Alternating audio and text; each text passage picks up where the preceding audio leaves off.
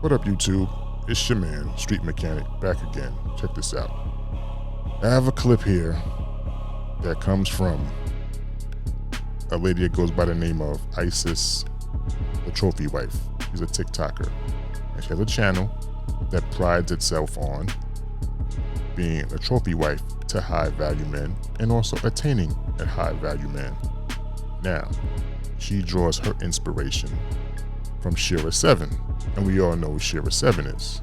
If you don't, look her up, but she's a very famous TikToker, YouTuber. But in any event, this story, unfortunately, is not a trophy wife story. It's actually a tragic story, and unfortunate things have happened. I'm not going to explain it. I'm going to play the clip for you. You can watch it on your own and check it out. Let me give a shout out to Abba and Preach. I had to get the first beginning clips from them, from their channel, so shout out to them. Give them their props. And let's just get into the clip.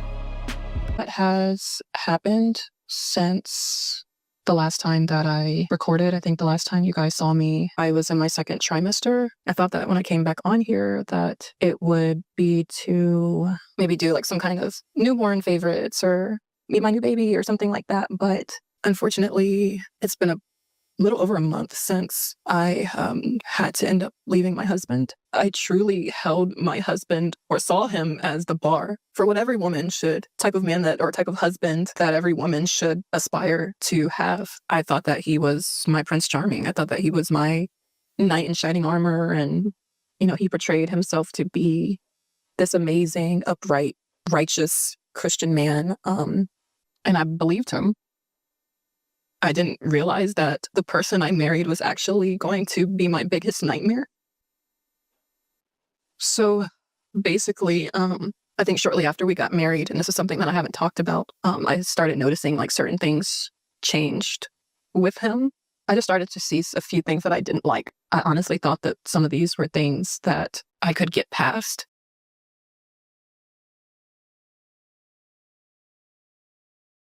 Six weeks ago, I was changing my daughter, my 4-year-old daughter, and I noticed that when I changed her, she was red and very sensitive.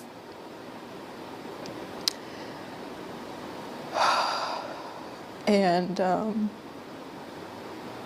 immediately, my first thought was, did someone touch her?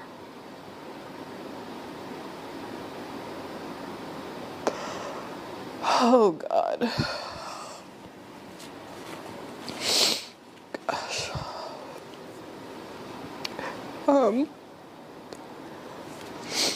So I asked her, I said, baby, did somebody touch you?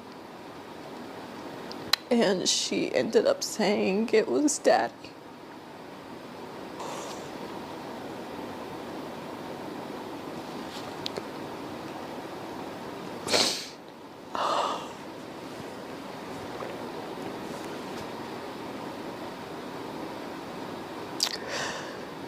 I felt like my world ended on that day.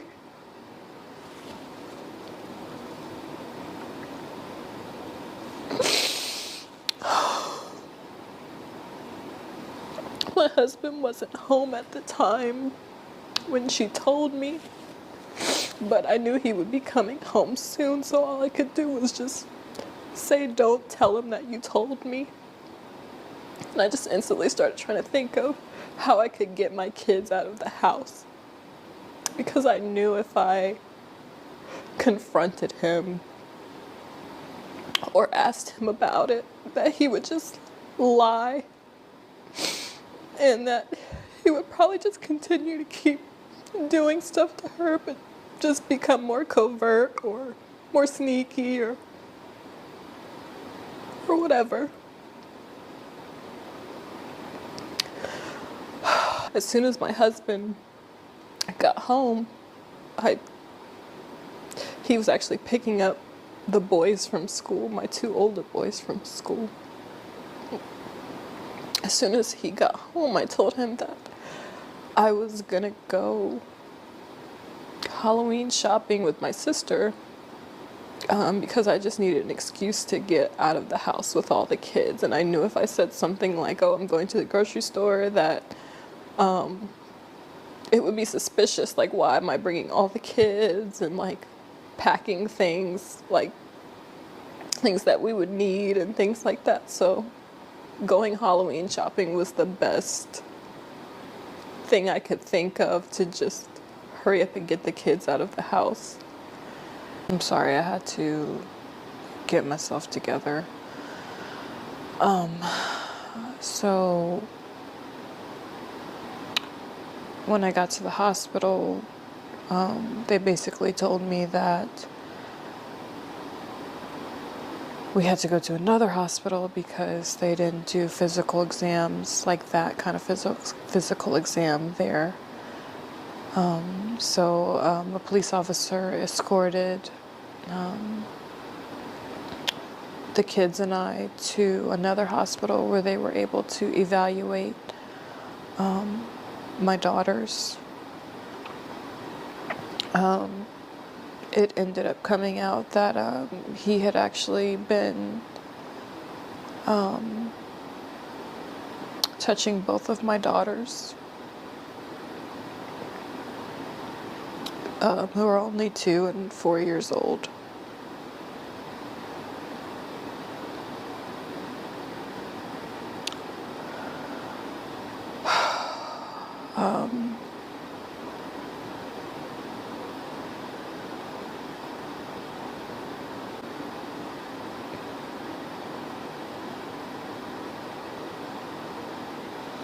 It still feels like a dream.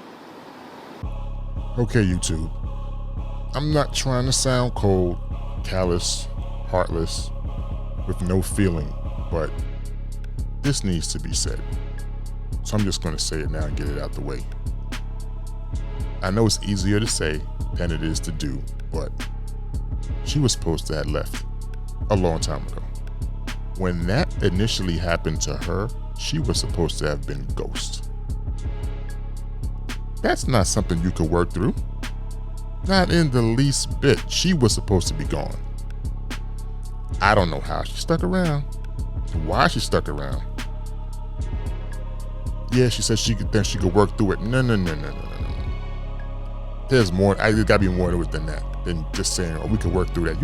You don't work through that. There's nothing to work through. You work yourself out the door and get where you gotta get.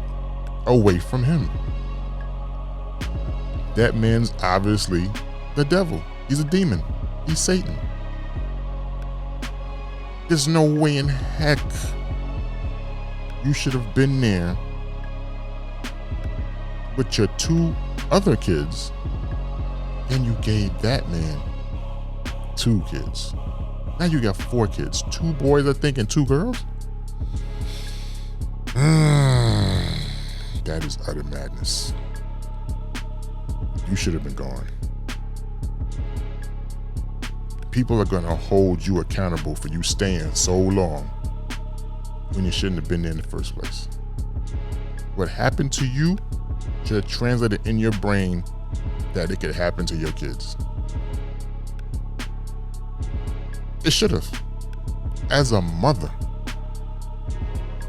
now you have to look at your child and see soreness and sensitivity as a mother,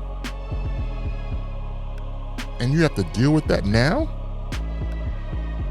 after you already dealt with it before.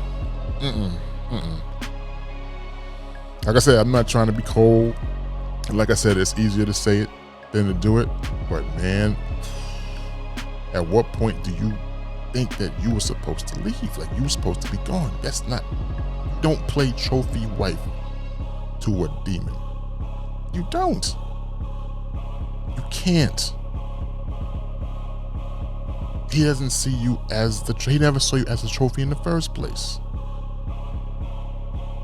Now, I don't want to go all off crazy and, this ain't really the video for it.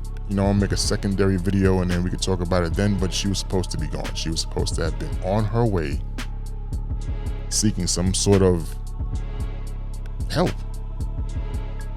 You got 2 kids. You're supposed to be thinking about the 2 kids you have. Then you had to think about the 4 kids you have. And you're supposed to have been gone.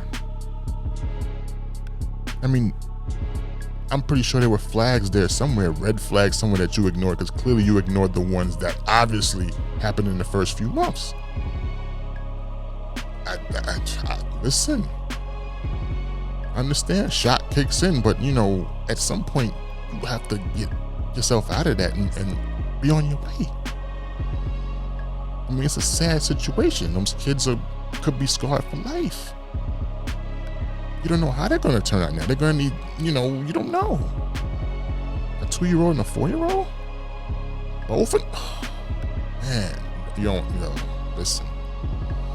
There's so many things you could say in a situation, but the one thing that's definitely a mainstay here is that you were supposed to have been gone. You were not supposed to be there. But anyway, hopefully, she could figure it out. The kids will be okay, hopefully. Who knows? But hopefully everything will work out for them. But it's a sad situation. You never want to hear anything about anything happening to kids, especially that as a parent. You never want to go through something like that. It's unfortunate people have gone through it. It's unfortunate that some people have gone through it and don't even know, didn't know, probably still don't know to this day. Everyone doesn't speak up. Everyone can't tell you. Everyone doesn't want to talk about it, but it's a sad case. It's a sad case. And I really feel bad, but what can you say now? Hopefully everybody gets what help they need and learn from this going forward. But I know there's more to the story and I want to go seek it out, investigate, and come back with a secondary video. So, on that note, YouTube, I'm going to make my exit. Till the next video, I'll see y'all then. Please stay safe out there.